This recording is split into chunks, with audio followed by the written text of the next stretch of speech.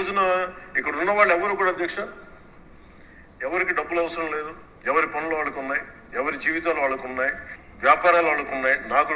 నా film acting career ఉంది, నాకు ఇవన్నీ నాకు దీంట్లో నాకు లబ్ధి పొందేది నాకేం అవసరం లేదు. కానీ నా భవిష్యత్తు ఒకసారి స్టెబిలైజ్ అయిన తర్వాత మేము తెలంగాణ నుంచి తిరిగి ఇది మీకు సంబంధం లేదని అనుకున్నప్పుడు ఈ బాధ ఇంకెవరికి రాకూడదని అనుకున్నాం అధ్యక్ష.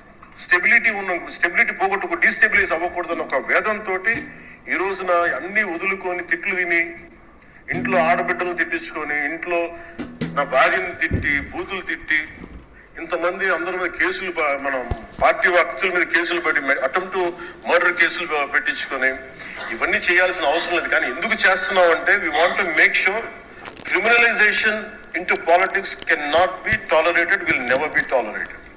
మీ చట్టసభల్లోనే కూర్చొని మేము దాడులు చేస్తాం, ఇష్టారాజ్యంగా పడతామంటే మేము కూర్చోబెట్టి కామ్గా ఉండే వ్యక్తులు అయితే కాదు.